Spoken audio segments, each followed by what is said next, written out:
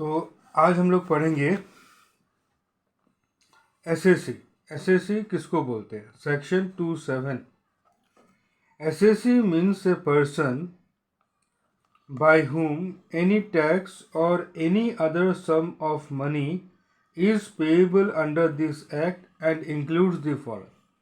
SSC का मतलब कोई भी आदमी means a person by whom any tax or any other sum of money, या तो कोई टैक्स या किसी भी तरीके का पैसा, any other sum of money is payable under this act, इस कानून के अंदर उसको पे करना है, देना है।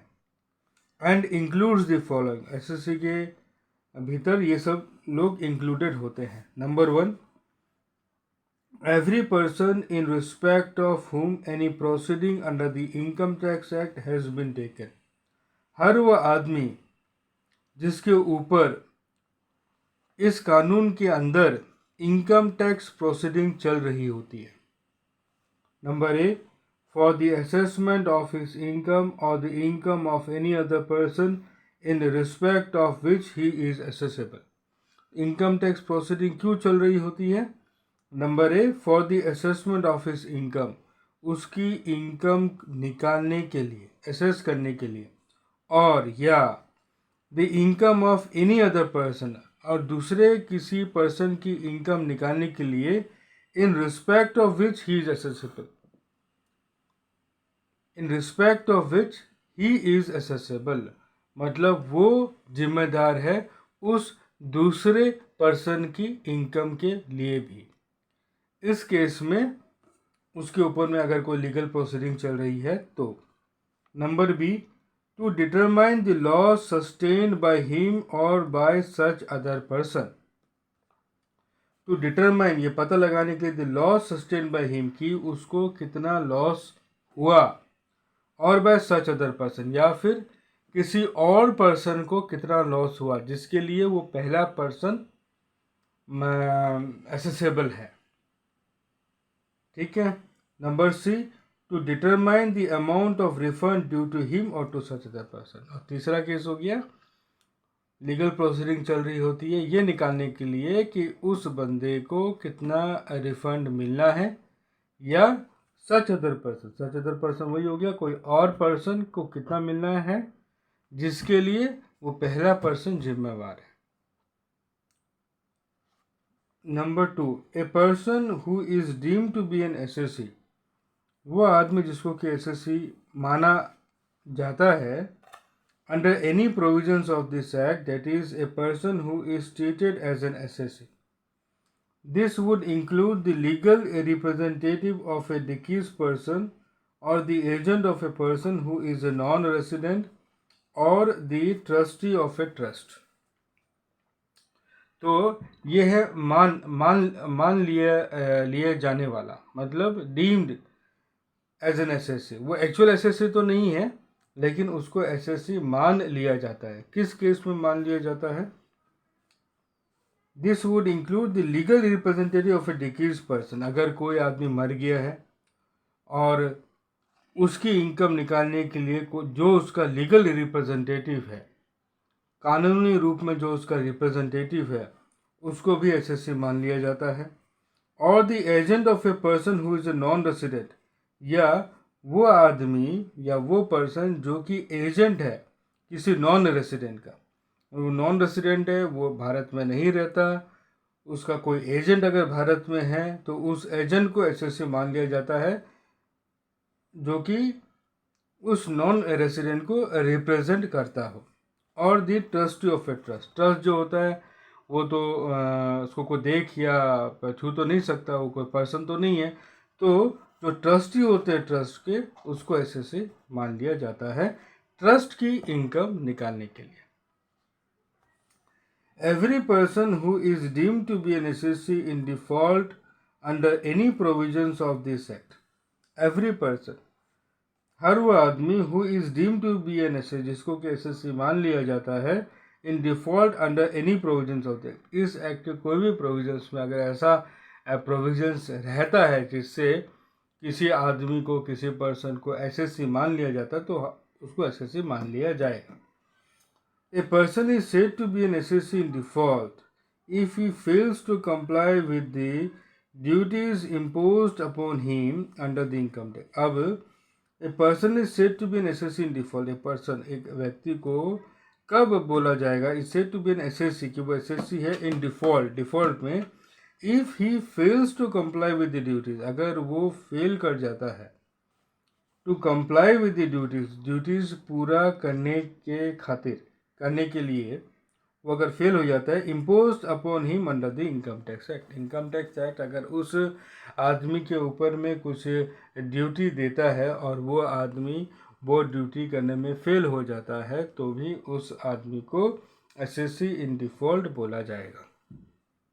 फॉर एग्जाम्पल, जैसे कि a person paying interest to another person is responsible for deducting tax at source on this amount and to deposit the tax with the government. If he fails in either of these duties, that is, if he does not deduct the tax or deducts the tax but does not deposit it with the government, he shall be deemed to be an SSC in default. Example क्या दिया गया है कि जब एक आदमी को दूसरे आदमी को कुछ इंटरेस्ट अगर देना होता है तो जो आदमी इंटरेस्ट दे रहा है उसको, उसके ऊपर ये ड्यूटी है, उसकी ड्यूटी है कि वो टैक्स को डिडक्ट करे, टीडीएस डिडक्ट करे उस इंटरेस्ट के ऊपर में और गवर्नमेंट में जमा कर दे. अगर वो दोनों या दोनों में से कोई भी एक ड्यूटी को करने में फेल हो जाता है, जैसे या तो वो टैक्स काटा नहीं तो वो डिपॉजिट क्या करेगा, या अगर वो काटा है टैक्स लेकिन वो डिपॉजिट नहीं किया गवर्नमेंट में, इधर ऑफ द केस जो भी केस हो उसको एसएससी इन डिफॉल्ट फिर माना जाएगा. अब यहाँ पर ये क्या लिखा है देखते हैं. Every assessee is a person but every person need not be an assessee. हर एसएससी एक पर्सन है लेकिन हर पर्सन एसएससी नहीं भी हो सकता है. एग्जाम्पल में समझते हैं. X an individual has earned total income of ₹40,000. X एक इंडिविजुअल है और वो साल में 40,000 रुपीज़ अर्न करता है in the previous year. He is a person, वो पर्सन तो है बट नॉट एन एसएससी, लेकिन वो एसएससी नहीं है because his total income is less than the maximum exemption limit of ₹50,000 and no tax or any other sum is due from, क्योंकि उसकी जो इनकम है वो मैक्सिमम एग्जम्पशन लिमिट से कम है. यहाँ मैं पहले बता देता हूँ कि हम लोग जो अभी पढ़ रहे हैं ना, ये पुराने असेसमेंट ईयर की किताब है. मैं पुराने असेसमेंट ईयर की किताब इसलिए लेकर के पढ़ रहा हूँ कि जो बेसिक कंसेप्ट्स हैं वो मेनली सेम है और पहले आप लोग बेसिक कंसेप्ट समझिए, इसलिए मैं पुराने किताब को लेकर के पढ़ा रहा हूँ. इसलिए जो exemption limit, rate of tax वगैरह आएगा उसको आप करंट ईयर के हिसाब से ना लें, सिर्फ कंसेप्ट समझिए. ये सिर्फ थ्योरेटिकल चीज़ है, कंसेप्ट वाइज, ठीक है. प्रैक्टिकल हम लोग ये जब किताब ख़त्म होगी, हम लोग पे जब साउंड हो जाएंगे हम लोग इनकम टैक्स के थ्योरी को लेकर के, फिर हम लोग करंट ईयर जो भी करंट असेसमेंट ईयर होगा, ठीक है, उसकी किताब पढ़ेंगे. वो धीरे धीरे, इसमें टाइम लगेगा, ये कॉम्प्लेक्स सब्जेक्ट है, तो प्लीज़ आप लोग सिर्फ कंसेप्ट के हिसाब से पढ़िएगा. ये नहीं है कि 50,000 दिया है, अभी तो 50,000 नहीं, अभी 2,50,000 है, ठीक है ना. ये पुराने ईयर असेसमेंट ईयर की किताब है, तो मैं रिक्वेस्ट कर रहा हूँ कि इसको सिर्फ थ्योरेटिकल बेसिस के ऊपर में ले. चलिए शुरू करते हैं. तो उसको हम लोग एसएससी इसलिए नहीं बोलेंगे क्योंकि उस साल में मान लीजिए कि एग्जम्पशन लिमिट है, टैक्सेबल जो लिमिट है वो 50,000 है. 50,000 से नीचे अगर होता है तो वो पर्सन तो है लेकिन वो एसएससी नहीं है. A person may not have his own assessable income but may still be an assessee. एक आदमी की खुद की इनकम नहीं हो सकती है लेकिन फिर भी वो एसएससी हो सकता है अगर वो रिप्रेजेंटेटिव एसएससी है. तो देखिए क्या लिखते हैं इसमें. फॉर एग्जाम्पल, जैसे कि an assessee who has earned an income of ₹30,000 in a previous year fails to deduct the tax at source on salary paid by him, which he was required to do under the Act, shall be deemed to be an SSC in default. although he is not accessible in respect of his own income, as it is below the maximum exemption limit, but shall still be an assessee for not deducting the tax at source which he was obliged to do. इसको बोला जाएगा assessee in default. ठीक है दोस्तों, अब हम लोग पढ़ते हैं असेसमेंट ईयर। ये लोग कंफ्यूज हो जाते हैं असेसमेंट ईयर और प्रीवियस ईयर को लेकर के समझने की कोशिश करते हैं। असेसमेंट ईयर सेक्शन 29 में बताया गया है। Assessment year means the period of 12 months commencing on the first day of April every year. ये 12 महीने का एक पीरियड है। ठीक है, असेसमेंट ईयर जो है ये 12 महीने का एक पीरियड है और इस पीरियड की जो शुरुआत है वो अप्रैल महीने से होती है, फर्स्ट डे ऑफ अप्रैल से होती है। It is therefore the period from 1 April to 31 March. इसलिए जो 12 महीने का जो पीरियड है वो शुरू होता है 1 अप्रैल से और ख़त्म होता है 31 मार्च को। फॉर एग्जाम्पल, जैसे कि the assessment year 2004-05 will commence on 1/4/2004 and will end on 31/3/2005। जो असेसमेंट ईयर है 2004-05 वो कब शुरू होगा? वो शुरू होगा 1 अप्रैल 2004 को और ख़त्म होगा 31/3/2005 को। The tax is levied in each assessment year. जो टैक्स होता है, जो कर होता है, वो लागू होता है इन ईच असेसमेंट, प्रत्येक असेसमेंट ईयर में लागू होता है, विद रिस्पेक्ट टू और on the total income earn by the assessee in the previous year.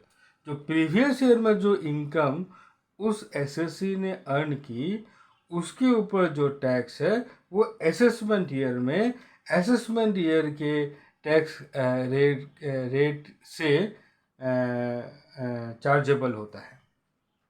The tax is levied in each assessment year with respect to or on the total income earned by the assessee in the previous year। ठीक है, अब देखते हैं हम लोग previous year section 234 and 3। Previous year का section है 234 and 3। As per section 234 के अनुसार previous year means the previous year as defined in section 3। इसमें 234 सारा दामोदार सेक्शन 3 के ऊपर दे दिया डेफिनेशन को लेकर के। जो सेक्शन 3 में बोला गया है प्रीवियस ईयर का वही डेफिनेशन प्रीवियस ईयर का है अकॉर्डिंग टू सेक्शन 3। अब सेक्शन 3 में क्या बोला गया है? Previous year means the financial year immediately presiding the assessment year. Assessment year से पहले का जो फिनेंशियल ईयर है उसी को हम लोग प्रीवियस ईयर बोलेंगे, असेसमेंट ईयर के ठीक पहले का। Income tax is payable on the income earn during the previous year and it is assessed in the immediately succeeding financial year which is called an assessment year. Income tax is payable on the income earned during the previous year and it is assessed in the immediately succeeding financial year which is called an assessment। कितना सुंदर है ये देखिए, income tax दिया जाता है is payable on the income earn during the previous year, उस income के ऊपर में जो कि प्रीवियस ईयर में अर्न की जाती है। Income tax is payable on the income earn during the previous year and it is assessed, और उसको असेस किया जाता है, उसको निकाला जाता है, उस इनकम को निकाला कब जाता है? इन द इमीडिएटली सक्सीडिंग, जो आने वाला फिनेंशियल ईयर है उस फिनेंशियल ईयर में उस इनकम को निकाला जाता है और उस फिनेंशियल ईयर जो आने वाला फिनेंशियल ईयर है उसी को हम असेसमेंट ईयर बोलते हैं। Therefore the income earn during the previous year 1/4/2003 to 31/3/2004, ये जो प्रीवियस को अगर हम प्रीवियस ईयर मानते हैं कि भाई इस इनकम के ऊपर में हम लोग को टैक्स निकालना है, ये इस पीरियड की इनकम के ऊपर में विल बी असेस्ड और charge to tax in the assessment year 2004-05। तो इसका नेक्स्ट प्रीवियस ईयर क्या होगा? 4-5 होगा। वो 4-5 प्रीवियस ईयर जो होगा उसी को हम लोग असेसमेंट ईयर बोलेंगे और उसका पहले वाले को कौन है? ठीक है, अब हम लोग दूसरा जो पॉइंट है इम्पोर्टेंट वो देखते हैं. All SSCs are required to follow a uniform previous year. That is the financial year 1st April to 31st March as their previous year. जितने भी SSCs हैं, ये सब भारत के अंदर की बात की जा रही है, उसको यूनिफॉर्म एक तरीके का ही प्रीवियस ईयर मेंटेन करना पड़ता है. That is the financial year 1st April to 31, जो फिनेंशियल ईयर होता है 1st अप्रैल से शुरुआत होगा, 31 मार्च को ख़त्म होगा. एज देयर प्रीवियस ईयर, वही प्रीवियस ईयर होगा. Previous year for income tax purposes will be financial year which ends on 31st of March, although the SSC can close his books of account on any other date. Example, in SSC में maintain books of account on calendar year. Calendar year का मतलब हो गया तो जनवरी 1 से शुरुआत होता है और दिसंबर 31 को ख़त्म होता है. कैलेंडर कौन से महीने से शुरुआत होता है? जनवरी से, जनवरी 1 तारीख से, और ख़त्म होता है दिसंबर 31 को. तो अगर इसमें यह बोला गया है कि जो SSC है वो कोई भी पीरियड के हिसाब से अपनी बुक्स ऑफ अकाउंट को मेंटेन कर सकता है, लेकिन इनकम टैक्स के पर्पस में उसको फिनेंशियल ईयर 1 अप्रैल से लेकर मार्च 31 ही करना होगा या रखना होगा. An SSC may maintain books of account on calendar year basis, but his previous year for income tax purpose will be financial year and not the calendar year. financial year ही होगा. ठीक है. Each financial year is both previous year as well as assessment. ये तो common sense की बात है. आप लोग जब सोचोगे तो आप लोगों को भी समझ में आएगा कि हर जो एक फिनेंशियल ईयर होता है, एक फिनेंशियल ईयर है, वो कभी तो प्रीवियस ईयर होता है और कभी वो असेसमेंट ईयर होता है. Same financial year, each financial year is both, वो दोनों है. क्या है वो प्रीवियस ईयर भी है और असेसमेंट ईयर भी होता है. It is the previous year for the income earn during that financial year, an assessment year for the income earned during the preceding previous year.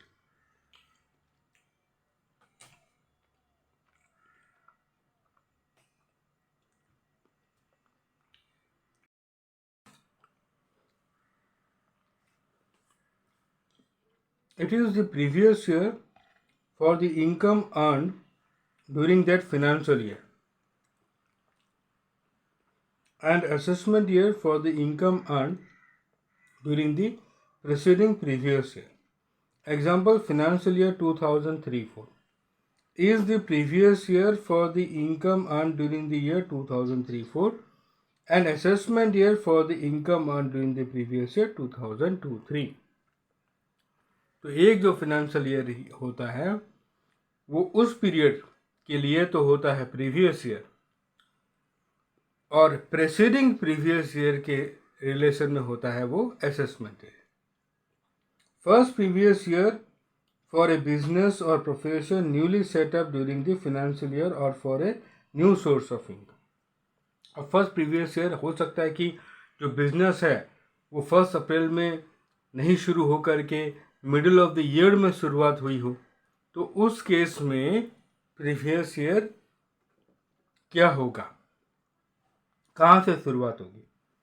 In case a business or profession is newly set up or a new source of income comes into existence, अगर नया कोई source of income आ जाता है existence में during the financial year, किसी भी financial year में, the period beginning from the date of setting up of the business, जिस समय से वो business शुरुआत हुआ, setup हुआ, और from the date the new source came into existence, और वो तारीख जिससे कि नया जो सोर्स है केम इनटू एग्जिस्टेंस, वो एग्जिस्टेंस में आया, and ending on the last day of the financial year, और जो ख़त्म हो गया ending on the last day of the financial year, उस फाइनेंशियल ईयर का लास्ट डे तक, that is 31st of March, shall be the first previous year for that business or source of income. उसको first previous year माना जाएगा। For example, if a new business is setup on 21/10/2003, इस तारीख को अगर नया business setup होता है, then the first previous year for that business will be the period starting from 21/10/2003 to 31/3/2004। ठीक है। Therefore the first previous year of a newly set up business or profession or a new source of income will be either 12 months or less than 12 months. It can never exceed a period of 12. जो first previous year है वो 12 महीना या 12 महीना से कम भी हो सकता है। ठीक है। ये सब कुछ एक इलस्ट्रेशन से देख लेते हैं सॉल्यूशन के साथ। Ascertain the previous year of the income in relation to assessment year 2004। assessment year हम लोग को दे दिया 2004। इन द फॉलोइंग केसेस, नीचे दिए गए केसेस में हम लोग को प्रीवियस ईयर ही निकालना है। Doctor Gupta was appointed as lecturer in Hindu college in 1/8/2003। 1/8/2003 में उसको लेक्चरर बनाया। तो इसका प्रीवियस का ईयर क्या होगा? 1/8/2003 से लेकर 31/3/2004 तक। क्या दिया हुआ है? 1/8/2003 से लेकर 31/3/2004 तक। Number 2, Dinesh started a cloth business on 27/2/2004। 27/2 को शुरुआत किया। तो इसका प्रीवियस ईयर होगा from 27/2/2004 to 31/3/2004। 27/2/2004 to 31/3/2004। Third number, Jay Kumar inherited a let house property of 2 rooms on 5/7/2003। 5/7/2003 में को वो इनहेरिट करता है 2 रूम की प्रॉपर्टी को।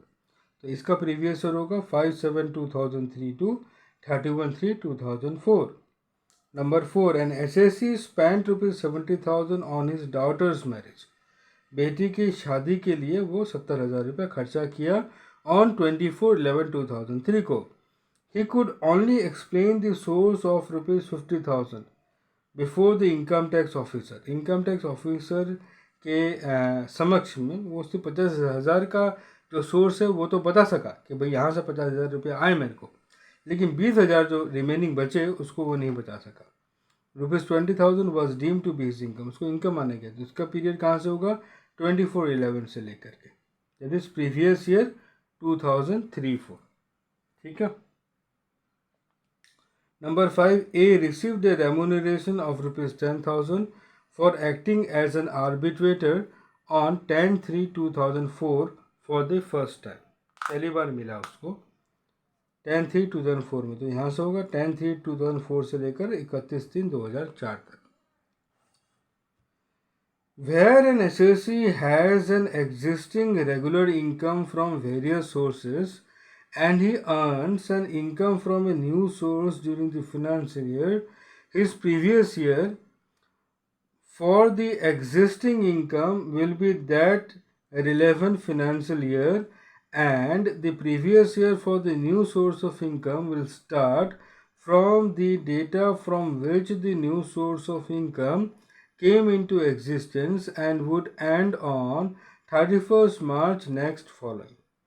Since he is assessable on the aggregate of the income from all the sources, therefore all the income will be included in the previous year. For example, X has a regular income from salary and house property. On 21/10/2003, he commences a business of trading in paper.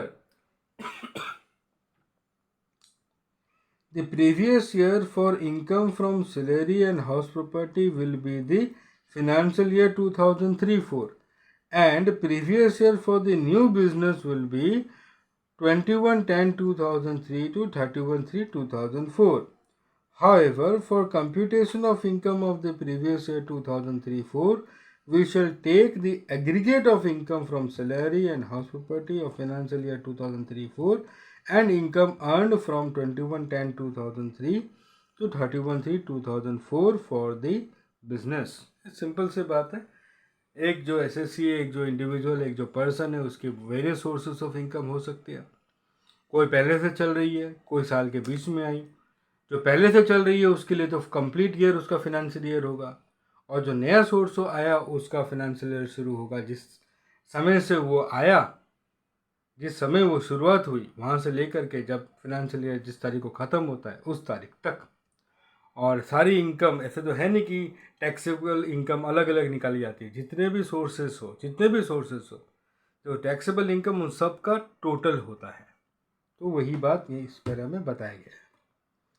Previous year for unexplained cash credit investments money etcetera. Previous year क्या होगा, उन सब चीज़ों के लिए जिसके बारे में एक्सप्लेनेशन एसएससी नहीं दे पाया। कैश क्रेडिट हो सकता है, इन्वेस्टमेंट्स हो सकता है, मनी हो सकता है, etcetera. In certain cases, unexplained cash credit, unexplained investment, unexplained money, or unexplained jewelry, etc., is detected by the assessing officer.